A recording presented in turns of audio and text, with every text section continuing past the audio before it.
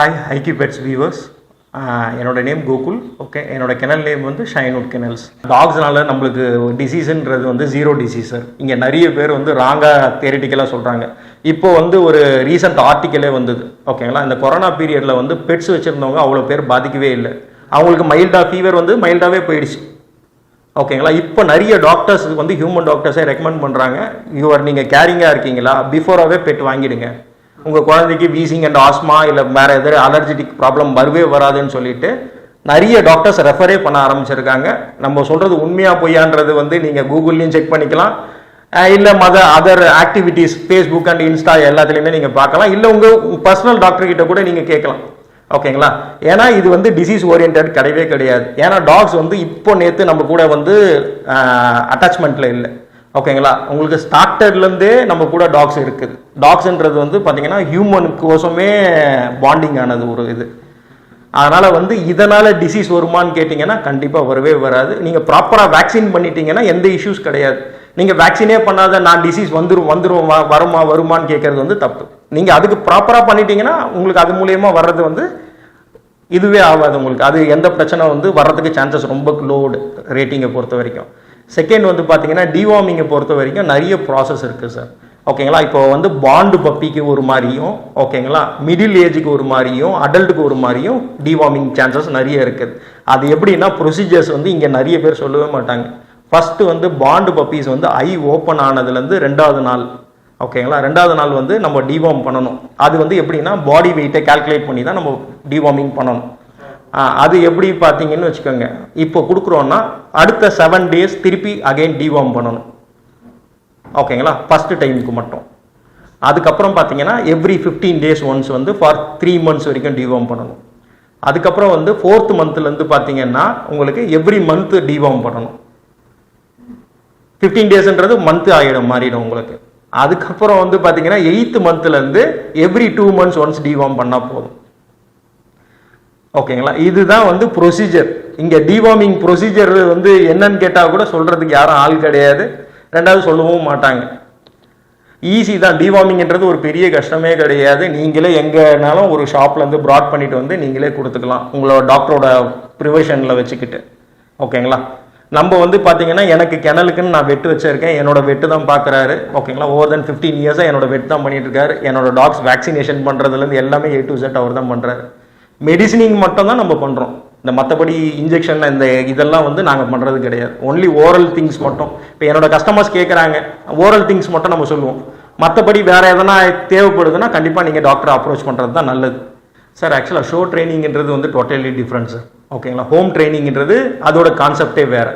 ஓகேங்களா, ஹோம் ட்ரைனிங்கிறது இதில் என்ன உங்களுக்கு ஒரு பெரிய ப்ளஸ்ன்னா, நீங்கள் ஷோ குவாலிட்டின்னு எடுக்கும்போது அதோட பியூர் ஜெனட்டிக்கில் இருக்கும்.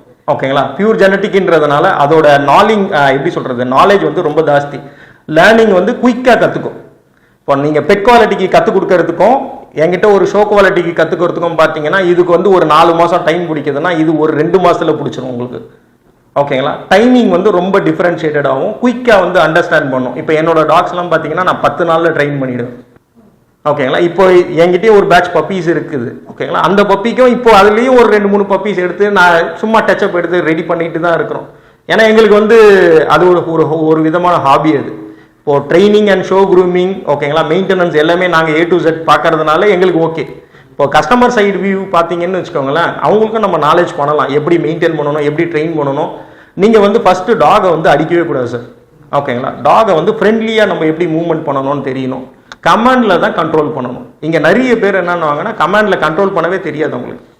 போய் டாக் எதனா பண்ணுதா உடனே அடிக்கிறது, அந்த ஒரு மாதிரி இதுவாகிடும் உங்களுக்கு. அந்த மாதிரி பண்ணவே கூடாது. நீங்கள் எவ்வளோக்கு எவ்வளோ அது கூட வந்து பாண்டிங்கோடு இருக்கீங்களோ நீங்கள் சொல்கிறது கூட அதோட எக்ஸ்ட்ரா தான் செய்யுமே தவிர கம்மியாக செய்யாது. இப்போ இவனை கூட பார்த்தீங்கன்னா இப்போ என் கூட இருக்கிற வரைக்கும் டேபிள்லேயே நின்றுக்கிட்டே இருக்கான்னா என்னோட பாண்டிங், என்னை விட்டு எங்கேயும் போக மாட்டான். இப்போ நான் சப்போஸ் நான் எங்கேயாவது நவுந்தேன்னா உடனே வேற எங்கேயாவது போகலாமா அப்படின்ற இதுதான் பண்ணுவான். நீங்கள் சிம்பிளாக பாருங்களேன், இங்கே தான் உட்காந்துருக்கான், இதை பாருங்க, இதுதான் பாண்டிங். நான் எங்கே மூவ் பண்ணாலும் ஆட்டோமேட்டிக் அந்த வேகத்து இதுவாயிடும். இது வந்து நேச்சுரலாகவே நம்ம ரெடி பண்ணலாம். இதுக்கு வந்து பெரிய ட்ரெயினரோ ஒரு இதுவோ வந்து தேவையே கிடையாது. நீங்கள் எவ்வளோக்கு எவ்வளோ டாக் கூட வந்து அட்டாச்மெண்டடாக இருக்கீங்களோ அது வந்து நீங்கள் சொல்கிறதுக்கு மேலே அது பெர்ஃபார்ம் பண்ணுறதுக்கு அது ரெடியாக இருக்குது. சவுண்ட் வந்து ரொம்ப காமன் சார், இது ரொம்ப பெரிய அளவுக்கு சவுண்டெல்லாம் கிடையாது. ரெண்டாவது இது மெயின் சிட்ஜு வந்து இப்போது ப்ரிஃபரபிள் பார்த்தீங்கன்னா அப்பார்ட்மெண்ட் ஓரியன்ட் டாக் இது. ஓகேங்களா, நீங்கள் அப்பார்ட்மெண்ட்டில் வந்து ஒரு 5 நாய் வச்சுக்கிட்டா கூட உங்களுக்கு சவுண்டு பெருசாக தெரியாது. ஓகேங்களா, நிறைய பேர் வந்து சொல்லுவாங்க சார் என்னால் வந்து ஒரு நாயை வைக்க முடியாதுன்னு. நீங்கள் சிட்ஜு வந்து தாராளமாக வச்சுக்கலாம். சிட்ஜுக்கு வந்து ஒரு பெரிய பிளேஸ் தேவைப்படாது. சிட்ஜுக்கு வந்து வாக்கிங்ன்றது மஸ்டே கிடையாது. அவனுக்கு தேவை ஒரு ப்ளே ஏரியா. ஓகேங்களா, அவன் வந்து ஜாலியாக ப்ளே பண்ணுறதுக்கு ஒரு ப்ளே ஏரியாவும் அவன் கூட வந்து பாண்டிங் பண்ணுறதுக்கு ஒரு ஆளும், அவ்வளோதான் அதுங்க எதிர்பார்க்கறது. ஓகேங்களா, நீங்கள் வந்து இது ஒர்க்கிங் டாக் கேட்டகரியே கிடையாது. இங்கே நிறைய பேர் என்ன நினைக்கிறாங்கன்னா சிட்ஜுன்ற நாயினாவே ஒர்க்கிங் டாக் கேட்டகரின்னு நினச்சிக்கிறாங்க. ஆக்சுவலாக கேட்டகரிஸ்ன்னு நிறைய இருக்குது. இது வந்து டாய் குரூப். டாய் குரூப்புக்கு ஒர்க்கிங் டாக் கேட்டகரிஸ் கிடையவே கிடையாது. இவனால் நீங்கள் ரொம்ப நேரம்லாம் விளையாடவே முடியாது. அவன் கொஞ்சம் நேரம் தான் விளையாடுவான், ரொம்ப ஹைப்பர்டெல்லாம் பண்ண மாட்டான். மேக்ஸிமம் ஒரு 1/2 hour 1 hour விளையாடினா திருப்பி போய் தூங்க ஆரம்பிச்சிடுவான். ஓகேங்களா, இது வந்து சிட்ஜுவில் ரொம்ப காமன். அதே சமயத்தில் வாட்சிங்க்குன்னு எடுக்கணுன்னாலும் உங்களுக்கு நல்ல டாக். ஒரு சின்ன பின் ட்ராப் சவுண்டுனா கூட ஒரு அலர்ட்னஸ் கொடுக்கும், அவேர்னஸ் இருக்கும், உங்களுக்கு இன்டிமேட் பண்ணுவோம். அதுக்குன்னு போயிட்டு நீங்கள் சிட்ஜு வந்து கடிக்குமா கார்டிங் பண்ணுமானா கண்டிப்பாக கார்டிங் பண்ணாது, உங்களுக்கு இன்டிமேட் மட்டும் தான் பண்ணும். இஸ் ஃபார் டாய். ஓகேங்களா, நீங்கள் வந்து கார்டிங் டாக் வந்து இது கூட கம்பேரேட்டிவாக பண்ணக்கூடாது. இது வந்து கடிக்கவும் கடிக்காது. ஓகேங்களா, எப்படி சொல்கிறது, ஒரு அலர்ட்னஸ் மட்டும் தான் கொடுக்கும். யாரோ ஒருத்தர் புது நியூ மெம்பர் வந்திருக்காங்க அப்படின்ற ஒரு இன்டிமேட் மட்டும் தவிர நீங்கள் கார்டிங் பண்ணுமான்னு கேட்டிங்கன்னா திஸ் நாட் கார்டிங் டாக்.